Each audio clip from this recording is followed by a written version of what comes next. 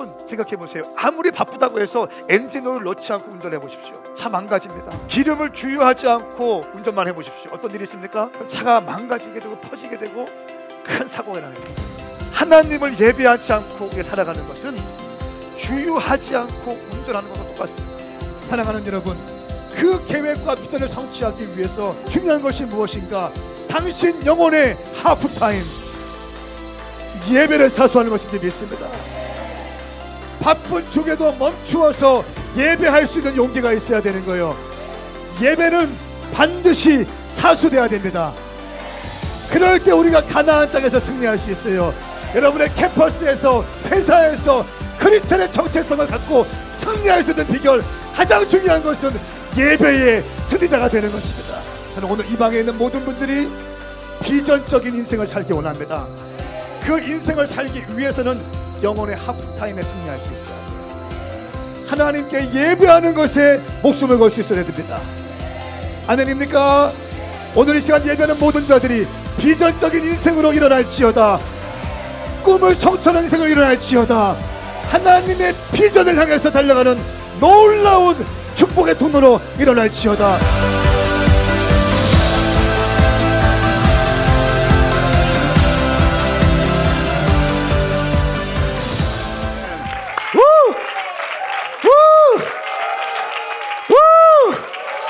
예수님 좋으신 분들 소리 질러보세요. 아멘, 아멘. 앞뒤자고 인사. 당신은 반드시 회복되어 쓰임받게 될 것입니다. 시작. 성령님이 당신의 치어리더입니다. 시작. 여러분 이해되세요? 성령님이 당신의 치어리더입니다. 일주일 동안 지치고 상한 마음으로 오신 모든 분들, 오늘 예배 가운데 치유와 회복이 일어날지어다. 두 손 들고 따라. 나는, 크게 나는 하나님의 통치를 받습니다. 나는 하나님의 자녀입니다. 나는 말씀의 통치를 받겠습니다. 성령님 말씀하여 주십시오. 내가 듣겠습니다. 내가 순종하겠습니다. 아멘입니까? 제가 숫자를 하나 보여드릴게요.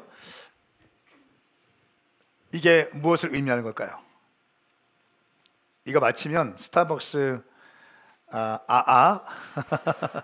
바로 쏴드립니다. 이 숫자가 뭘 의미하는 걸까요? 35,000 종족. 땡.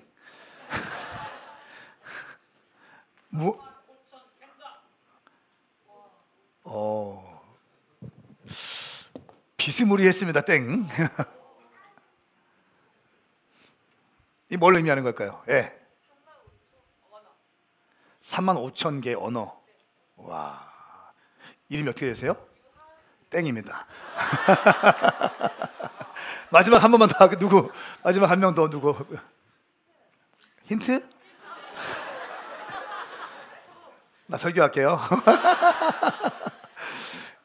전문가의 의견에 따르면 35,000가지의 우리가 아침에 일어나서 잠 잘 때까지 35,000가지의 결정이라는 거예요. 우리 35,000개의 결정을 하루에 하고 살아간다는 거예요.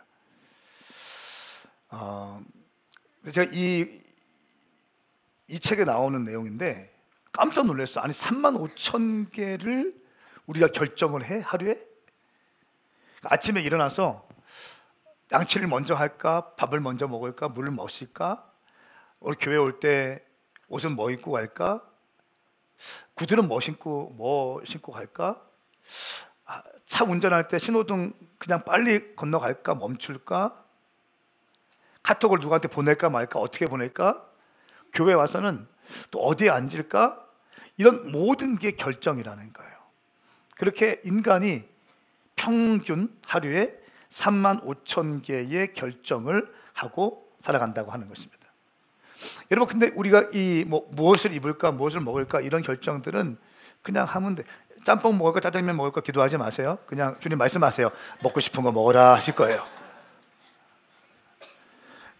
진짜. 근데 정말 중요한 결정들은 우리 인생의 큰 방향을 결정하고요, 성급한 결정을 한번 하면 내 인생이 전진해야 되는데 전진은커녕 퇴보하게 돼요. 퇴보 그 이상으로 얽히고 설켜 있는 내 인생의 문제를 풀기 위해서 시간도 재정도 에너지도 막 쏟게 됩니다. 그러니까 정말 선택은 너무 중요하고, 특별히 성급한 결정을 우리 인생에서 정말 위험한 거예요. 오늘 이스라엘 백성들이 400년 동안 애굽 땅에서 종살이했죠. 출애굽했습니다. 40년 동안 광야에서 거의 난민같이 살았어요. 그리고 요단강을 건너갔어요. 그러면서 이제 여호수아가 리더가 돼서 요단강을 건너갔습니다. 그러면서 여리고 성을 정복하기 위해서 성을 돌면서 이 성을 점령했습니다. 1차 아이성 전투 때 아간의 범죄함과 욕심으로 인해 실패했어요. 2차 전쟁 때는 승리했어요. 이제 그리고 지난주에 우리가 보았던 것처럼 그들의 영혼의 하프타임을 가지면서 세겜 땅에서 에발산과 그리심산 가운데 서서 하나님께 예배하면서 이제 주님을 경배하기 시작했어요. 모든 회중들이 예배했어요. 그리고 이제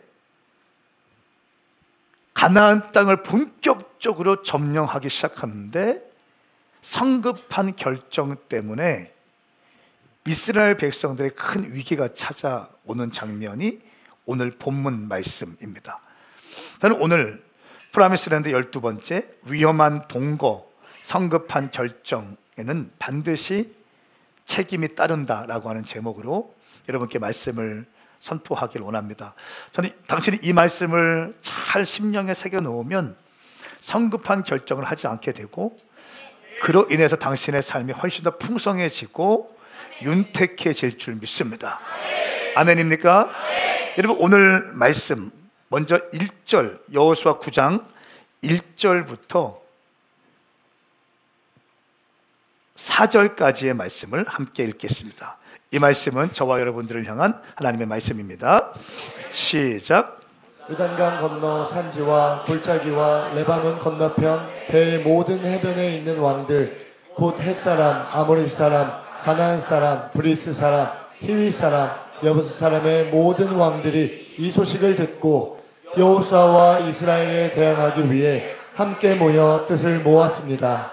그러나 기브온 백성들은 여호수아가 여리고와 아이에서 한 일을 듣고 꾀를 냈습니다. 그들은 사신처럼 꾸미고 낡아 빠진 자루와 찢어져 꿰맨 오래된 포도주 부대를 나귀에 싣고 갔습니다. 아멘. 아멘.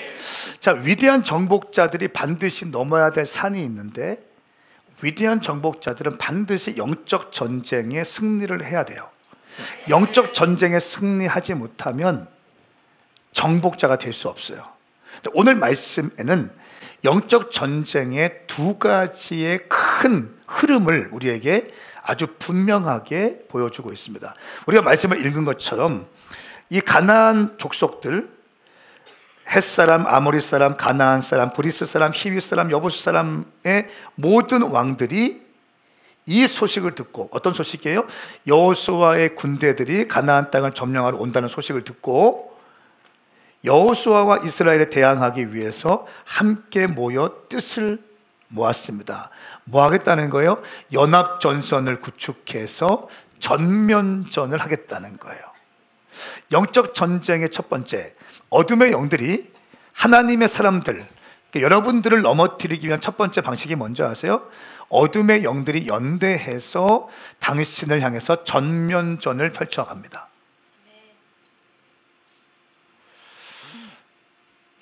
아멘 하세요? 아멘. 네.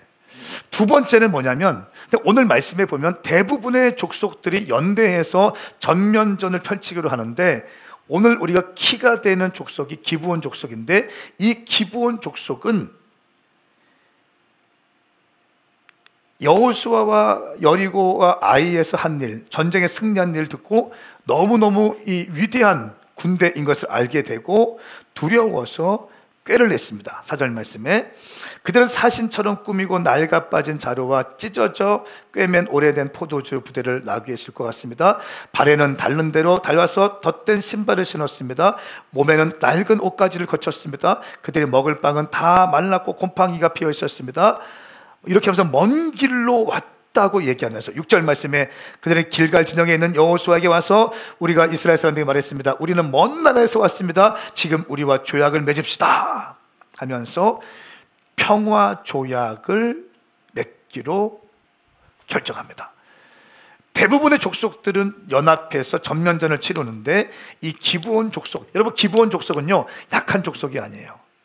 굉장히 큰 성이고 강한 성이고 싸움에 능한 사람이에요. 그러니까 싸움하는 사람은 누가 강자인지 금방 알아요. 그래서 여기랑 싸우면 안 되겠구나 해서 이 기브온 족속은 거짓으로 위장해서 평화, 멀리에서 온 것처럼 꾸며서 평화 조약을 맺기로 결정합니다. 어둠의 영들이 여러분의 인생을 공격하기 위한 두 번째 전략은 뭔지 아세요? 속임수예요. 전면전은 오히려 괜찮아. 어떻게 공격할지 알고 우리가 어떻게 대비하면 되니까. 그런데 속임수로 오늘 말씀에 보니까 여호수아가 이 속임수에 말려 들어갑니다. 그래서 속게 돼요. 여러분의 인생 가운데 영적 전쟁을 치를 때 어둠의 영들이 나 마귀다 하면서 이 두 뿔 달고 나타나는 거 아닙니다. 칼 들고 나타나는 거 절대 아니에요. 대부분의 영적 전쟁은요, 여러분들을 미혹하고 속이는 거예요. 굉장히 중요한, 당신을 미혹하고 당신을 속입니다. 가장합니다. 광명한 천사와 같이 속입니다. 이것이 영적 전쟁을 치르는 어둠의 영들의 주요한 루트라는 거예요. 여러분, 이슬람과 신천지를 볼 때 이 사람들은 어떤 게 있습니까? 아주 굉장한 일들을 많이 하죠. 이 사람들 보니까 신천지와 이들이 하는 게 거의 비슷해요. 첫 번째는 거짓말로 포교합니다. 이슬람에게는 어떤 교리가 있냐면 탁기야라고 해서 이슬람교의 포교 활동이나 이슬람교의 이익을 위해서 그 어떤 나쁜 거짓말이라도 죄악이 되지 않는 교리가 있어요. 신천지도 있죠. 모략이라는 교리가 있습니다. 그래서 신천지 확장을 위해서 거짓말로 포교하는 것이 허용됩니다. 온갖 거짓말을 늘어나요. 그리고 이렇게 가르쳐요. 나중에 천국 가면 다 주님께서 용서하실 것이고 그것 때문에 영원 구하면 된다고 하면서 교회 가서도 거짓말하고 쑥대밭으로 만들어 놓잖아요. 이게 왜 그렇습니까? 이 교리 때문에 그런 거예요. 모략전도, 또 이슬람은 탁기야라고 하는 교리가 있습니다. 이들은 둘 다 양의 탈을 쓰고 친근하게 익숙하게 다가옵니다. 광명한 천사가 같이 다가와요. 빠르게 세력이 확장되고 있죠. 제가 지도를 보니까 2050년도에 유럽 각국의 무슬림 인구 비율 추정치를 보니까 진하면 진할수록 이제 인구 비율 가운데 무슬림이 많은데 18% 이상이 프랑스, 룩셈부르크, 독일, 오스트리아, 스웨덴 이런 나라 12점에서 17.9%가 거의 대부분이에요. 이 정도 되면 완전히 무슬림화 되는 거예요. 무슬림화 되는 거, 무슬림화. 2050년 되면 이제 거의 유럽이 다 무슬림화 되어 갑니다. 이들은 신천지의 산업기기 작전처럼 곳곳에 교회와 성당들을 매입해서 모스크로 바꿔나가고 있습니다. 소수자가 다수가 되면서 하나씩 사람들의 인식을 바꿔가고 있죠. 여러분, 꽤 오래전에 벌써 한 10년 된 것 같아요. 영국 런던의 시장이 무슬림이 당선됐어. 그리고 제일 먼저 한 게 뭔지 아세요? 알라는 위대하다라고 하는 광고를 하기 시작합니다. 이게 써 있잖아요. 알라는 위대하다. 모르세요? 알라는 위대하다. 신천지 이만희가 뉴욕의 타임스퀘어에 광고를 합니다. 신천지는 위대하다. 그러면서 언론을 장악하기 시작합니다. 언론을 장악했다는 것은 뭐냐면요, 문화를 장악하기 시작했다는 거예요. 사람들의 시선과 사람들의 감각을, 공길의 흐름을 이들이 주도해가기 시작하는 거예요.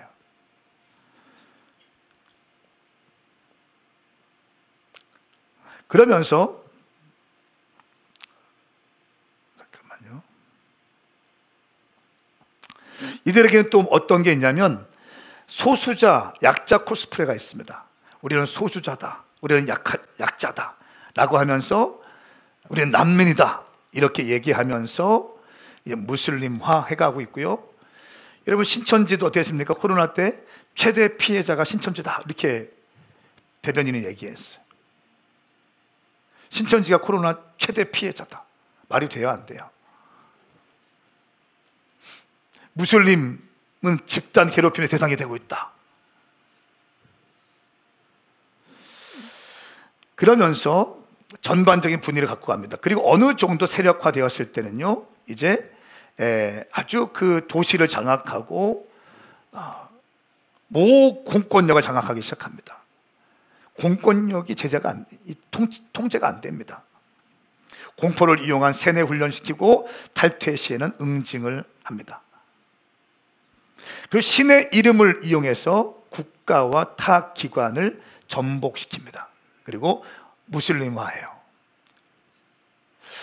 한국 청년 여성들 가운데 무슬림 남자 청년들과 사귀는 사람들이 더러더러 있어요. 너무너무 잘해준대. 근데 결혼하는 순간 그 여인은 정말 인생이 꼬이는 거예요. 무슬림에게는요 5명까지 와이프를 얻을 수 있어. 할렐루야. 아멘하기 애매하죠. 5명의 여인까지 얻을 수 있어요. 그리고 아이들이 엄청 낳습니다. 빠르게 확산될 수 있어요. 여러분, 이것이 신천지와 이슬람들의, 무슬림의 특징이에요. 이것처럼 이들의 특징이 뭡니까? 아주 광명한 천사로 위장했다가 결국 자기들의 목적을 성취합니다. 여러분, 우리는 지금 영적 전쟁의 2가지 방식을 보고 있어요. 전면전을 보고 있고 속이는 이 기브온 족속과 같은 존재들의 영적 전쟁의 방식을 보고 있습니다. 고린도후서 11장 13절 14절 말씀 15절까지 읽어볼까요? 시작. 그런 사람들은 거짓 사도들이요 가증된 일꾼들이요 자신을 그리스도의 사도들로 가장하는 사람들입니다. 그러나 놀랄 것이 없습니다. 그 이유는 사탄도 자신을 빛의 천사로 가장하기 때문입니다. 그러므로 사탄의 일꾼들이 의의 일꾼들인 양 가정하는 것은 대단한 일이 아닙니다. 그들의 결국은 그들이 행한 대로 될 것입니다. 아멘. 사탄도 빛의 천사들처럼 위장한다는 거예요. 여러분, 정말 마지막 때 중요한 건 뭐냐면요, 분별력. 영 분별의 은사가 여러분 가운데 있기를 예수님의 이름으로 축복합니다. 신명기 20장 10절 말씀에 보면요, 너희가 한 성을 공격하려고 행진할 때는 그곳 백성들에게 평화를 제의하라. 이것은 가까이 있는 민족들이 아닌 멀리 있는 모든 성들을 처리하는 방식이다. 가까이 있는 성들은요 완전히 진멸하라고 나와 있어요. 그런데 멀리 있는 성들에게는 예외 조항을 둬서 평화 조약을 맺을 수 있는 거예요. 그러니까 이 기브온 족속이 왜 남루한 옷을 입고 신발 떨어진 거 입고 빵에 곰팡이 써서 이 말라 비틀어진 빵을 준비하고 포도주에 포도 가죽 부대가 터지고 이걸 보여주면서 우리가 멀리 왔습니다, 멀리서 왔습니다 이렇게 얘기하잖아요. 이렇게 한 이유가 뭐냐면 그들 율법의 말씀을 이들은 잘 알고 있었어요. 그래서 멀리 있는 성들과는 평화 조약을 맺을 수 있다는 것을 이미 알고 들어온다는 거예요. 굉장히 치밀해요. 여러분이 아무리 똑똑해도요 작정하고 속이는 사람 이거 막아낼 수 없습니다. 보이스피싱 걸린 사람 있어요? 혹시 주변에? 보이스피싱 걸린 사람 얘기 들어보세요. 홈페이지에 들어갔더니 그대로 진짜 검찰청 홈페이지 만들어 놓고 거기에 전화번호 만들어 놓고 전화하면 어디 뭐 이렇게 합니다. 정확하게 얘기하면서 한다는 거예요. 이거 속을 수밖에 없는 상황을 만들어 놓는다는 거예요. 어둠의 영들이 여러분들의 인생을 공격하고 당신의 영혼들을 빼앗아 갈 때 그런 영적 전쟁을 치러 간다는 거예요. 할렐루야. 여러분, 속으면 안 됩니다. 속으면 안 됩니다. 자, 9절 말씀해 보십시오. 기브온 사람들이 이렇게 얘기합니다. 그들이 말했습니다. 당신의 종들은 당신의 하나님 여호와의 명성을 듣고 아주 먼 나라에서 왔습니다. 우리가 그분의 명성과 그분의 이집트에서 행하신 일들을 모두 들었습니다. 이렇게 얘기해요. 이게 기브온 사람들이 이제 여호수아 앞에서 한 말이에요. 이 말 다 맞는 말입니까? 맞는 말도 있고 틀린 말도 있어요. 여호와의 명성을 들었다. 참이에요, 거짓이에요? 참이에요. 아주 먼 나라에서 왔다. 참이에요, 거짓이에요? 거짓이에요. 이 사람들 3일밖에 안 걸리는 데서 왔어요. 여호와의 명성을 듣고 왔다. 참입니다. 여러분, 우리가 사람들의 말을 들을 때 분별해야 될 이유가 있는데, 저는 사람들 말 들을 때 그냥 말만 듣지 않아요. 그 사람들의 마음의 중심을 보기 위해서 굉장히 했어요. 정말이에요. 그 사람의 마음의 심령, 마음의 중심에 하고 싶은 말이 지금 이건가, 그 중심에서 나온 말을 하고 있는가, 아니면 환경을 모면하기 위해서 그냥 하는 말인가, 아니면 나 기분 좋으라고 하는 말인가 분별해요. 이거 분별 안 되면 어떻게 합니까?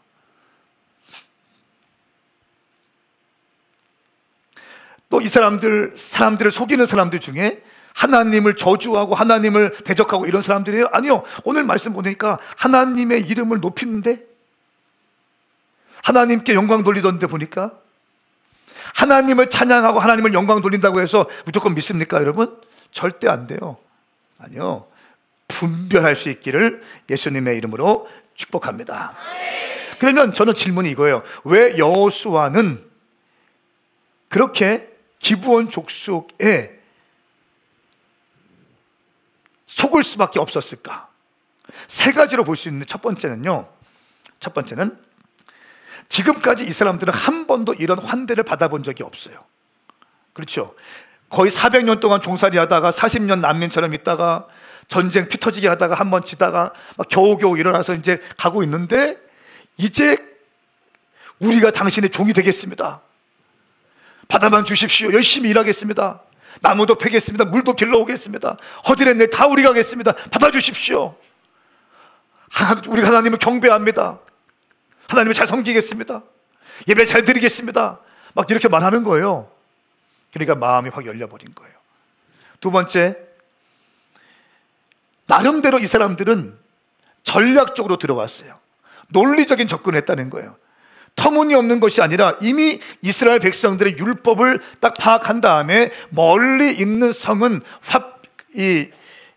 화평 조약을 맺을 수 있다는 것을 알고 멀리 온 것처럼 다 속였어요. 옷도 속이고요, 신발도 속이고요, 빵과 포도주 다 속이면서 이렇게 딱 들이대는 거예요. 그러니까 이 율법 말씀에 의거해서 멀리 있는 성읍에서 온 것 같으니까 사인해버린 거예요. 세 번째 결정적인 이유,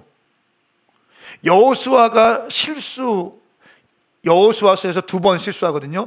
아이선 전쟁할 때 아간이 훔쳐서 실패한 거 한 가지, 두 번째는 지금 본문인데, 두 번 다 공통점이 뭔지 아세요? 여호와께 묻지 아니하였더라요. 하나님께 기도하지 않았어요. 여러분, 하나님께 기도하지 않고 하는 것은요, 당신이 성공한 것처럼 보이지만 뭐가 찝찝할 거예요. 그런데 제가 이거 분명히 말씀드렸어요. 내가 여호와께 기도하고 금식하고 막 기도하면서 선택했는데 일이 잘못됐어. 저는 어떤 마음인 줄 아세요? 주님이 하시겠지 뭐. 내가 원하는 대로 안 됐어요. 기도했어요. 그리고 난 이걸 위해서 기도했어. 근데 막 달려갔는데 이게 안 이루어졌어. 내 마음이 뭔지 아세요? 하하, 괜찮아. 주님이 하실 거야. 이 길 막혔어. 다른 길이 더 좋은 게 있을 거야. 왜냐하면 우리 주님은 합력하여 선을 이루시는 분이시니까.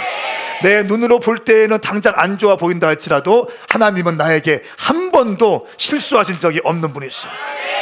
할렐루야. 저한테 진짜 그 믿음이 있어요. 100% 믿음이 있어요. 기도한 것에 대해서는 절대 실패가 없다. 기도하고 나가는 것은 눈으로 볼 때는 실패한 것처럼 보이지만 그게 실패가 아니라는 거예요. 기도했으면 합력할 선을 이루어 가세요. 기도한 자는 후회 없습니다. 그래서 기도한 자의 특징이 뭔지 아세요? 후회감이 없어요. 당당합니다. 아멘입니까? 여러분 가운데 기도의 영이 회복되기를 축복합니다. 여호수아의 두 가지 다 실수, 기도하지 않고 결정했다는 거예요. 눈으로 보이는 동정심 때문에, 눈으로 보이는 인간적 생각 때문에 그냥 사인해버린 거예요. 이것이 문제예요. 여러분 성전 건축할 때 제가 늘 말씀드리잖아요. 저는 목회도 할 생각도 없었고 성전 건축은 더 할 생각도 없었거든요. 근데 목회를 하게 됐어요. 성전 건축 관심이 없었거든요. 크게 건물 지으면 저 돈 들여서 차라리 선교하지 이런 생각 갖고 있었어요. 그런데 일용할 양식을 통해서 말씀을 보다가 다윗이 백향목 왕궁에 있으면서 감사하고, 감사할 뿐 아니라 나는 이렇게 좋은 집에 있는데 법궤는 아직도 임시 텐트에 있구나 하면서 그때 성전 건축에 대한 비전을 받아요. 그리고 솔로몬에게 비전을 전수하고 이 아주 어린 솔로몬 주변에 있는 그 참모들에게도 비전을 전수하고요, 재정도 준비하고요, 설계도까지 다 준비해버려요. 나는 이걸 보면서 내가 그동안 생각했던 것이 혼적인 것이었구나 라고 깨닫게 되고 회개하게 돼요. 그리고 교회에서 성전 건축에 대한 것을 선포하기 시작합니다. 여러분 하나님께서 말씀하신 것을 내가 들은 거예요. 일용할 양식을 통해서 주님께서 말씀하신 것을 제가 듣고 순종하기 시작하는 거예요. 그리고 우리 성전 건축을 위해서 기도하고 있잖아요. 금식 기도하죠, 여리고 기도하죠, 프라미스랜드 기도회 가서 기도하고 있죠. 여러분 아울리치 어떻게 준비하십니까? 그냥 비행기 타고 돈 모아서 가면 되는 거 아니에요. 선교하러 가는 겁니다. 아멘인가요? 재정도 준비하지만 여러분의 영성도 준비해야 됩니다. 나를 그곳에 보내신 하나님의 이유가 무엇입니까? 태국에 보내시는 이유가 무엇입니까? 튀르키에 보내시는 이유가 뭡니까? 몽골에 보내시는 이유가 뭡니까? 남아공에 보내시는 이유가 뭡니까? 목사님 부흥 집회 갈 때 함께 호주에 가서 예배팀으로 섬기게 되는 이유가 뭡니까? 주님 내게 말씀하여 주시옵소서. 기도하는 거예요. 기도하고 가야 후회가 없는 것입니다. 성급한 결정에는요 반드시 책임이 따릅니다. 자, 여러분 우리 인생 가운데 정말 중요한 게 뭔지 아세요? 성급한 결정은 당신의 인생을 비참하게 만들어 간다는 거예요. 성급한 결정은 당신의 인생을 비참하게 만들어요. 여러분 이 여호와께 묻지 않고 언약을 맺은 이스라엘 백성들, 인간적인 동정심 때문에 그랬어요. 역대상 말씀에 보면 하나님께서 사울을 죽이신 이유가 뭐냐면 세 가지가 등장하는데 한번 읽어볼까요? 10장 13절 14절 시작. 사울이 죽은 것은 그가 여호와께 죄를 지었기 때문입니다. 그는 여호와의 말씀을 지키지 않았을 뿐 아니라 무당에게 찾아가 도움을 구하고 여호와께 묻지 않았습니다. 그리하여 여호와께서는 사울을 죽이시고 이새의 아들 다윗에게 그 나라를 넘겨주셨습니다. 아멘. 자, 죽이신 이유는 여호와께 죄를 지었습니다라고 나와 있죠. 그 죄가 몇 가지이다? 세 가지가 정확히 등장하는데 첫 번째는 여호와의 말씀을 지키지 않았다. 첫 번째, 여러분 하나님의 말씀 지키세요.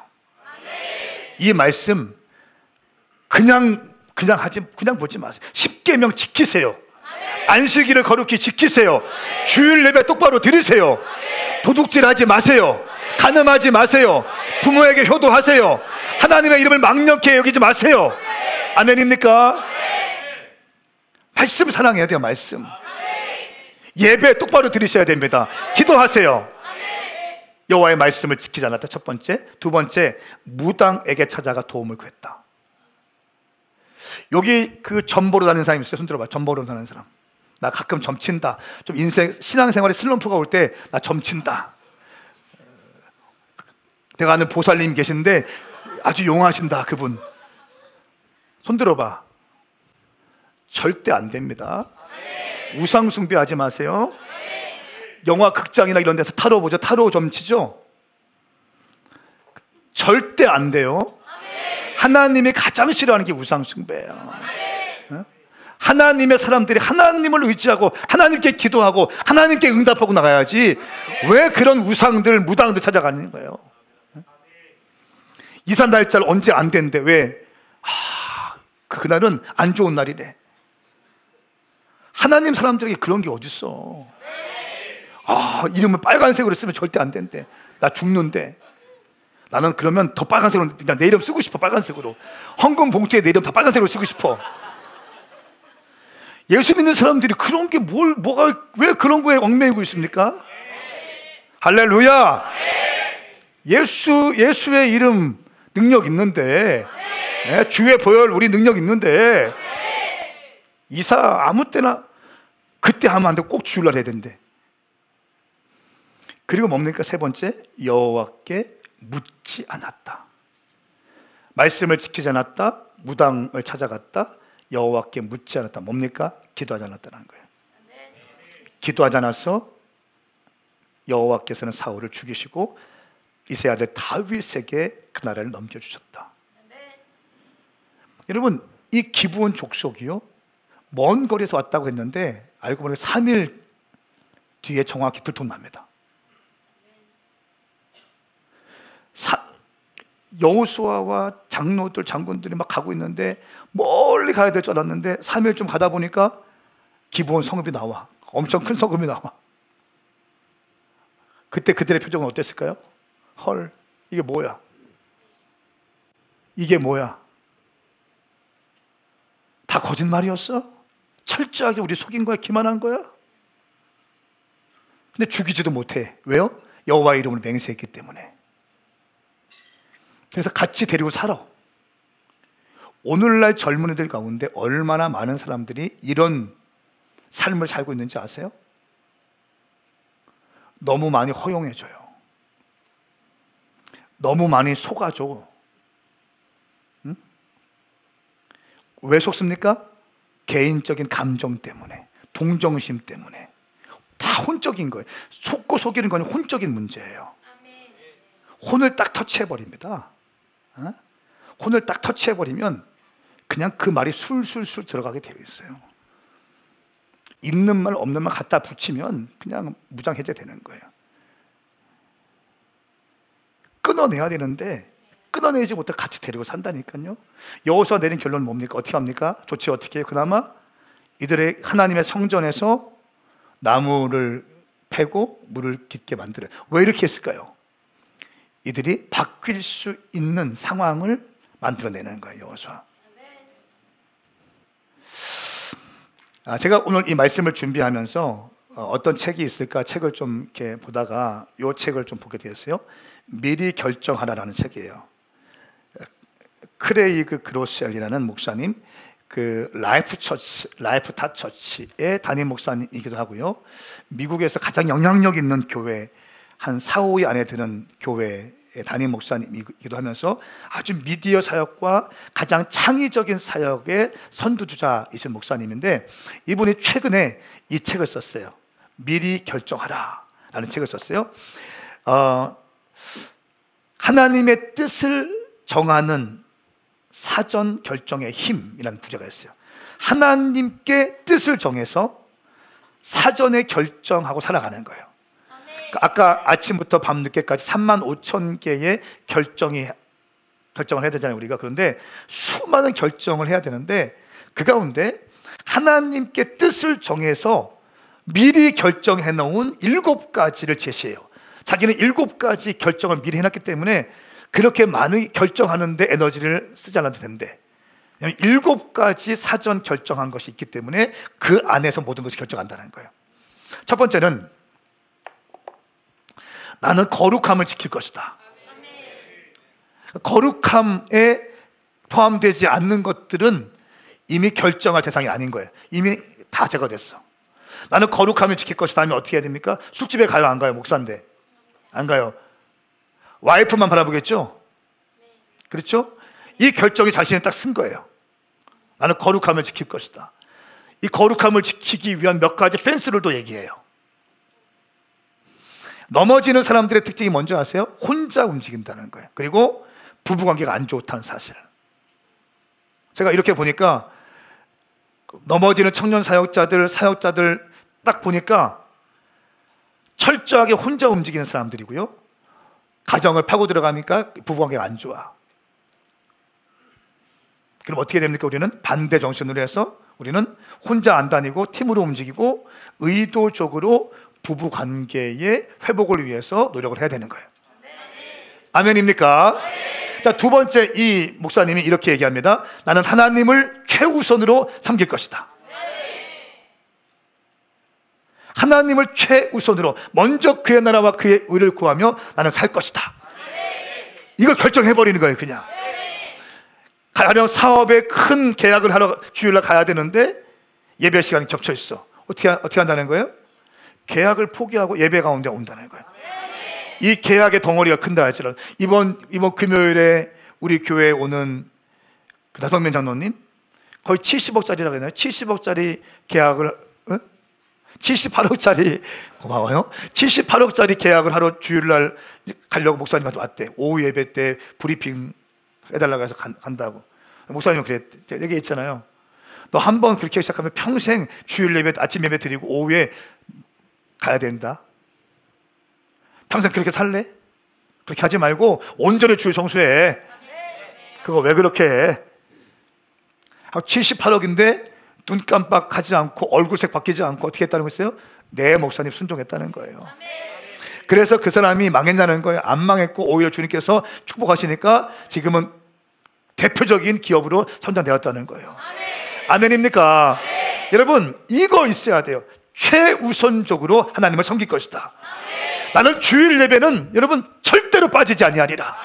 이게 여러분의 최우선적 과제가 남아 있어야 돼요.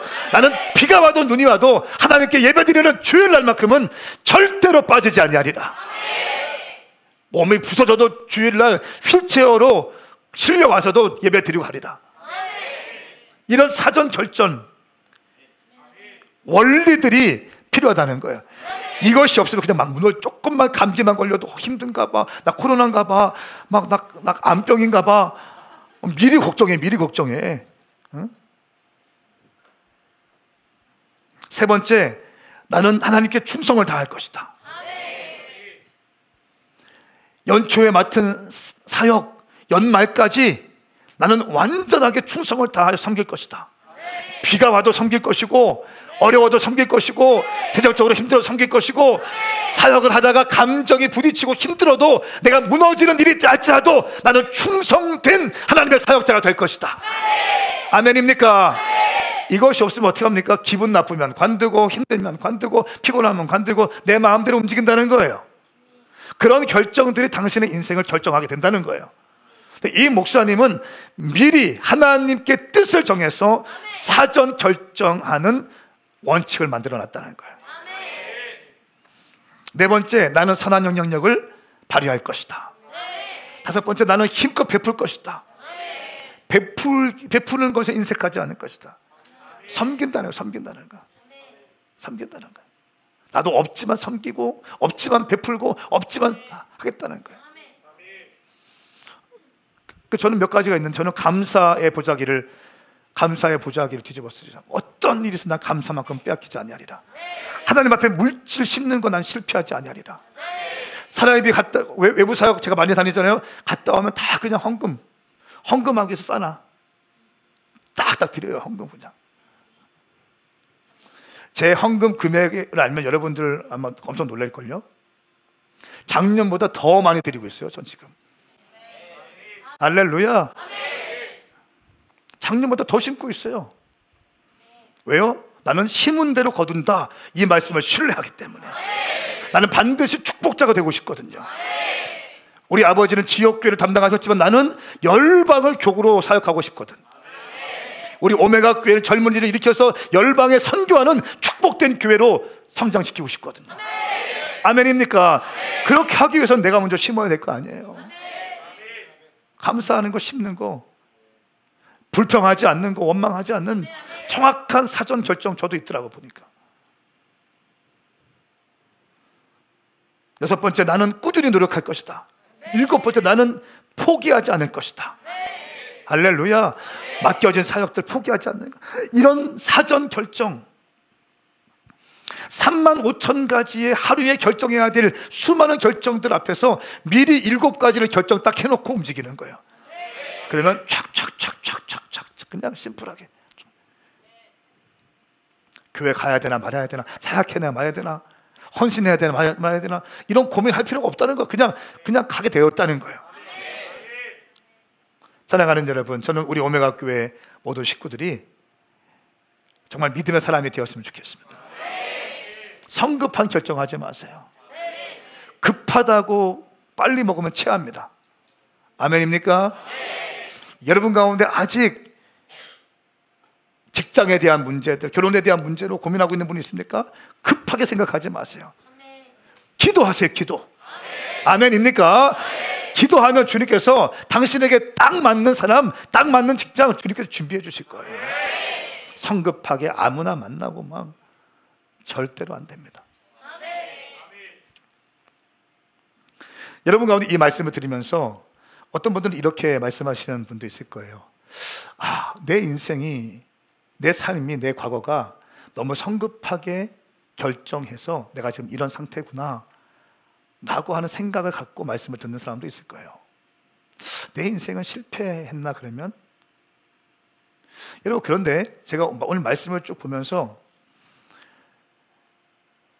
하나님을 보니까 실패한 사람까지도 선으로 바꾸시는 것을 봤어요. 우리가 볼 때는 실패한 인생이에요. 성급한 결정으로 인해서 실패했어요. 여호수아 실패한 거 아니겠어요?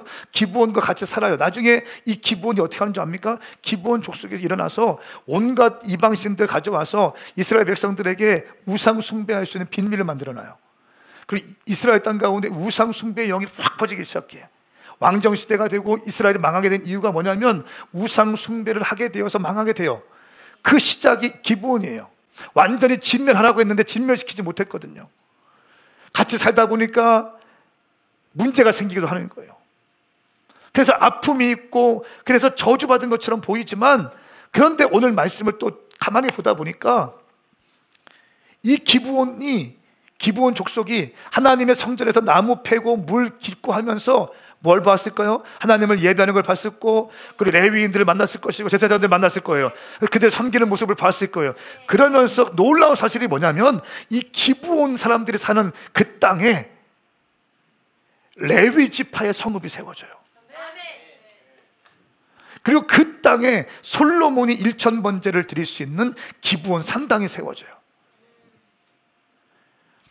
바벨론 포로 이후에 이스라엘이 완전히 멸망한 다음에 바벨론 포로로 끌려가고 70년이 찼죠. 70년 되었을 때, 포로 귀환했을 때 기브온 사람들 500명이 복귀합니다. 500명 포로 귀환해봤자 이 사람들은 노예가 돼요. 노예가 되는데도 불구하고, 뻔히 알고 있는데도 불구하고 500명이 와서 성전을 재건하는데 이들이 힘을 보태기 시작해요.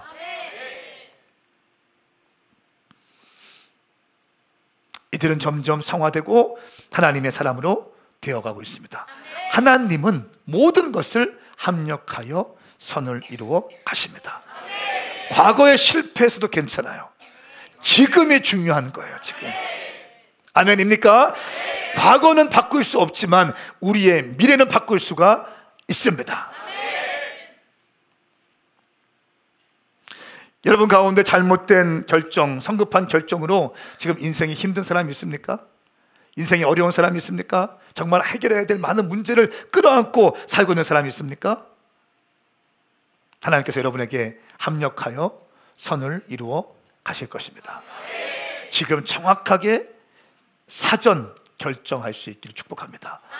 하나님의 뜻 앞에 미리 우선순위 원리를 정해놓고 그 영적인 원리대로 살아갈 수 있기를 축복합니다. 함께 일어나시겠어요?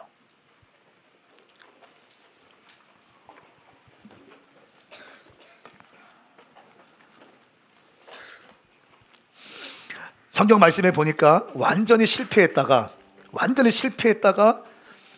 회복되어 쓰임받는 사람들이 많이 있더라고요. 제가 시편 42편 말씀, 지난주 일용할 양식이었어요. 이 시편 42편 말씀을 보면서 정말 가슴이 터지는 줄 알았어요. 이 42편은 우리가 아는 것처럼 고라의 자손에 쓴 시편이죠. 이렇게 기록되어 있어요. 오 하나님이여, 사슴이 목이 말라 헐떡거리며 시냇물을 찾듯이 내 영혼이 목이 말라 주를 찾습니다. 내 영혼이 하나님을 살아계신 하나님을 목말라 합니다. 내가 언제 나아가서 하나님을 볼 수 있겠습니까? 5절 말씀에 오 내 영혼아 왜 그렇게 풀이 죽어 있느냐, 왜 이렇게 내 속에 불안해하느냐, 너는 하나님을 바라보아라. 네, 이런 시편을 고라 자손이 썼더라고요. 여러분, 우리가 일용할 양식을 통해서 배웠어요. 민수기 16장 말씀에 보니까요, 고라가 있어요. 고라는 모세의 사촌이에요. 이 고라가 모세를 반역하기 시작합니다. 모세를 반역할 때 혼자 반역한 것이 아니라 다단, 아비람, 온을 부추겨요.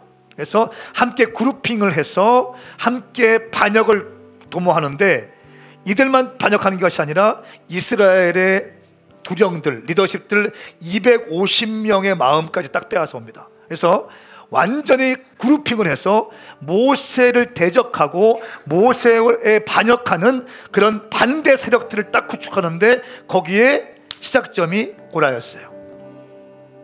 근데 고라가 그 일로 인해서 어떻게 됩니까? 고라, 다단, 아비람, 온이 땅이 갈라져서 거기에 삼킴을 당해요.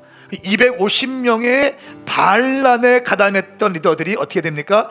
불이 떨어져서 불타 죽습니다. 근데 놀라운 사실은 민수기 16장 말씀, 그 뒤에 말씀 보니까 고라의 자손은 죽지 아니하였더라, 이 말씀이 기록되어 있어요. 할렐루야. 민수기 26장 11절 말씀에 그러나 고라의 자손은 죽지 아니하였더라. 와, 이거 뭐 하는 겁니까? 이 고라의 반역의 영, 반역의 DNA, 반란의 스피릿을 그 아들들은 돌파했다는 거예요. 아버지가 반란을 일으키고 아버지가 반역을 꿈꾸고 있고 어둠의 영들의 앞잡이가 되어서 하나님의 사역을 반대하고 있지만, 고라의 아들은 그 DNA를 뚫어내서 하나님을 경배했다는 거예요. 와, 할렐루야. 나는 이것이 너무 놀라운 거예요, 메시지가. 그리고 이들은 죽지 않아요. 그리고 이들이 어떻게 되는 줄 아십니까? 다윗이 시글락 공동체에 있을 때 다윗에게 찾아가서 다윗 밑에 일하게 돼요. 그리고 절반은 성전 문지기로, 절반은 찬양대로 섬기기 시작합니다. 그러면서 다윗 시대 그 이생의 고라의 시편들이 나오기 시작하는 거예요. 할렐루야. 여러분, 구약 시대에 지금도 마찬가지지만 하나님의 종을 대적하고 하나님의 종을 반란을 일으키고 도모하는 사람들, 얼마나 비극적인 사람입니까? 얼마나 저주받은 사람이에요. 그런데 그 아들 고라의 자손은 그 아버지의 잘못된 영적인 흐름을 뚫어내고 돌파하고 믿음의 사람으로 세워진 것을 여러분 오늘 우리는 보았습니다. 여러분, 아버지 어머니들이 어떤 믿음의 사람입니까? 여러분의 아버지 어머니들이 믿음이 있습니까 없습니까? 예수를 믿고 있지만 썬데이 크리스찬입니까? 아니면 교회를 안 다니고 있습니까? 집사요, 권사요, 장로이지만 정말 거듭난 크리스찬이고 하나님의 교회를 사랑하며 하나님의 사역에 헌신하고 있는 하나님 나라를 위한 하나님의 사람들입니까? 아니면 주의 종들에게 반대하면서 하나님의 교회를 어지럽히고 있는 사람입니까? 난 모르겠어요. 근데 중요한 것은 다음 세대들, 이 자리에 있는 여러분들은 하나님을 경외할 수 있기를 예수님의 이름으로 선포합니다. 선포합니다. 두 손 번쩍 들고 주의 이름 삼창 부리며, 예 주님 그렇습니다. 내가 성급한 결정하지 않겠습니다. 여호와께 묻지 않고는 움직이지 않겠습니다. 내가 실패했다 할지라도 지금부터 영적 원리 기준을 갖고 살아가겠습니다. 주님 나와 함께하여 주시옵소서. 주의 이름 삼창 부리며 기도합니다. 주여 주여. 할렐루야 할렐루야.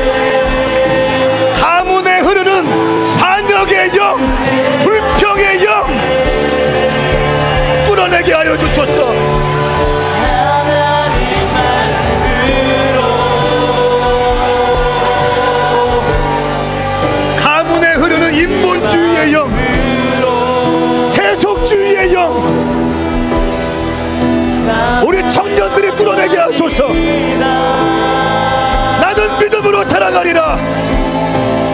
나는 믿음으로 살아가리라. 하나님 말씀으로 살아가리라. 말씀이 주신대요. 말씀이 내 상대요. 할렐루야 할렐루야. 주 나라 이곳에 주님 뜻 내 안에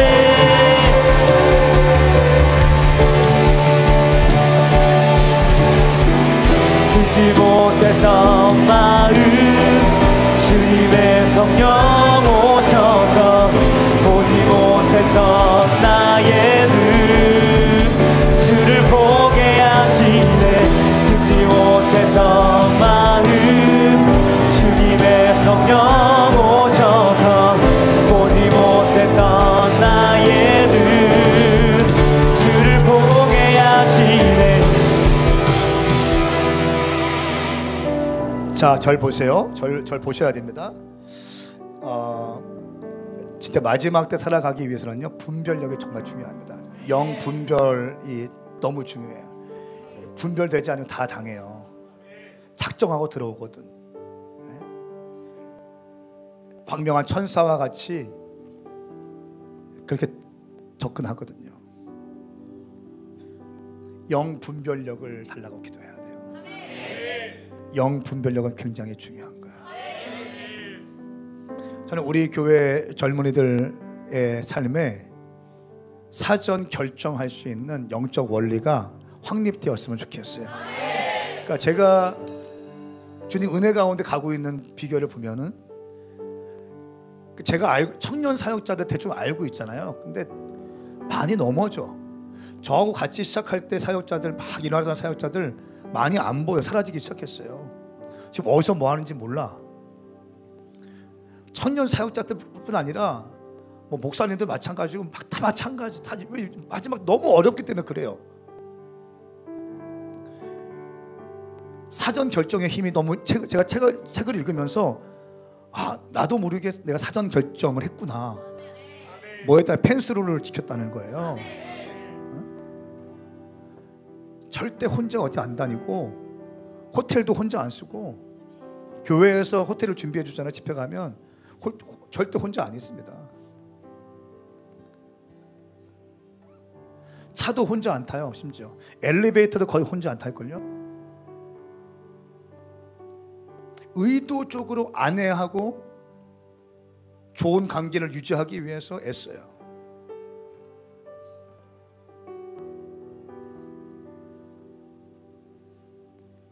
사전 결정했다는 거예요. 제가 나는 결정했다는 거예요. 고민할 필요 없어. 집회 일정 있으면 사역자들 중에 누가 갈까 딱딱 찍어요. 준비해. 고민할 거 없어. 하나님께 예물 드리는 거 마찬가지예요. 추수감사 예물 매년마다 100만 원씩 나 올라가리라. 나 그렇게 말씀드렸잖아요. 그냥 올라가는 거예요. 주님께 10의 2조 드리는 거예요. 10의 2조 1,000번째 매일 3만 원씩 드려요. 매일 3만 원씩. 결정했어요. 나는 그냥 주님께 내 인생 드리기로 결정했어요. 나는 좀 심고 주님이 주시는 축복을 누리리라. 나는 박순애 전사님 말씀 선포할 때, 부흥회 때 나는 결정했어요. 내 인생을 이렇게 살리라 결정했어요. 사랑하는 여러분, 여러분의 삶에 분명한 사전 결정, 하나님께 뜻을 정하는 그 시간, 사전의 결정에 힘이 있기를 예수님의 이름으로 축복합니다. 아멘. 저는 여러분들이 주일 성수 완전히 성수할 수 있기를 예수님의 이름으로 축복합니다. 아멘. 입술에 어떤 경우에도 불평이 없기를 예수님의 이름으로 선포합니다. 아멘. 하나님께 물질생활 11조 흔들리지 않기를 예수님의 이름으로 축복합니다. 아멘. 이성교제 가운데 성급한 만남 절대 안 됩니다. 아멘. 믿지 않는 자와 멍에를 매지 마십시오. 아멘. 믿지 않는 자와 멍에를 매지 마세요. 아멘. 하나님의 뜻에 반하는 것을 하려고 하지도 마세요. 믿지 않는 사람들은 나의 결혼 대상자가 아니에요. 아멘. 선을 분명히 하자고.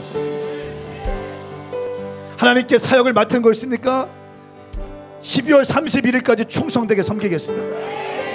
내 감정이 흔들리고 무너지고 내 자아가 흔들린다 할지라도 하나님의 사역 앞에서 나는 흔들리지 않고 내 자아를 훈련시키면서 나는 의도적으로 주님의 몸된 사역의 승리자가 되겠습니다. 결정하는 거예요. 아멘입니까? 이런 사람들이 쓰임 받는 거예요. 나는 우리 오메가 교회 모든 젊은이들이 하나님께 귀하게 값지게 쓰임 받을 수 있기를 예수 그리스도의 이름으로 선포합니다. 동의하십니까? 여러분 두 손을 번쩍 들어보세요. 그리고 기도할 때 하나님께 선포하세요. 사전 결정하세요. 기도하시면서 오늘 이 시간 결정하고 주님께 선포하시면서 여러분 역시 미리 결정함으로 하나님께 뜻을 정하는 시간이 될 수 있기를 축복합니다. 주의 이름 삼창 부르고 기도할게요. 주여 주여 주여 주님 역사하여 주시옵소서. 주지 못했던 마음 주님의 성령 오셔서 보지 못했던 나의 눈 주를 보게 하시네. 결정하세요. 못했던 마음 하나님께 뜻을 정하세요. 주님의 성령 오셔서 영적 원리를 만들어 놓으세요.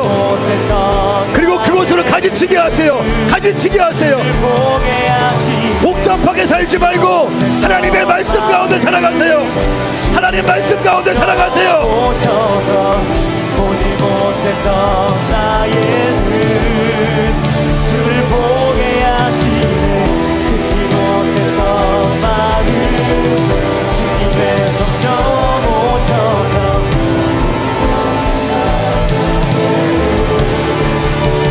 하나님 말씀으로 아버지 마음으로 나 달려갑니다. 나 돌아갑니다. 말씀이 육신되어 승리하는 삶을 살기 위하여 영적 원리들을 결정하세요. 성급한 결정은 당신의 인생을 파멸로 몰아갑니다. 잘못된 결정으로 실패할 사람이 있습니까? 하나님의 은혜를 구하세요. 하나님의 은혜를 구하세요. 하나님의 은혜를 구하시면 됩니다. 하나님 말씀으로 아버지 마음으로 나 달려갑니다. 나 돌아갑니다. 말씀이 육신되어 우리 주님을 찬양합니다. 두 손 들고 말씀이 내 삶 되어 주나 이곳에 주님 뜻대 안에 하나님 말씀으로 하나님 말씀으로 거친 마음으로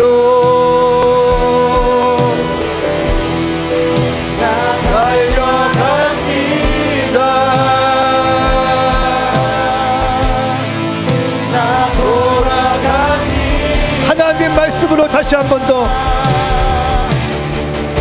하나님 말씀으로 아버지 마음으로 나 달려갑니다.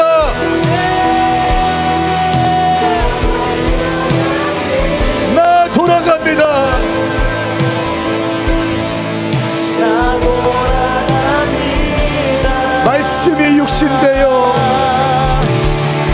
말씀이 육신되어 말씀이 내 삶 되어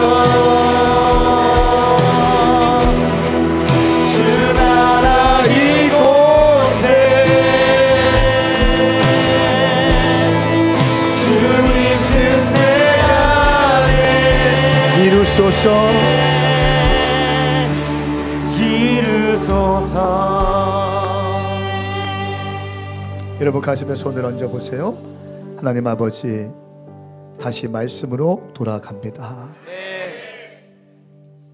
어둠의 영들의 전면전을 통해서 외부의 환경을 통해서 우리를 압박할 때가 있고 우리를 몰아갈 때가 있고 가장한 천사로, 광명한 천사로 가장해서 우리를 속이고 우리에게 성급한 결정을 부추기고 감정적으로 행동하게 하고 하나님의 사역조차도 감정적으로 사역하게 하는 그 어둠의 영들의 속임수, 하나님의 형상으로 지어진 우리가 하나님의 사역을 할 때 주님이 너무너무 기뻐하시는데 온갖 쓰레기 같은 메시지를 집어넣어서, 혼적인 메시지를 집어넣어서 자기 연민과 자기 의에 빠지게 하고 하나님의 영광을 위하여 1분 1초도 쓰임받지 못하게 만드는 더러운 어둠의 영들, 주님, 우리가 분별하게 하여 주시옵소서.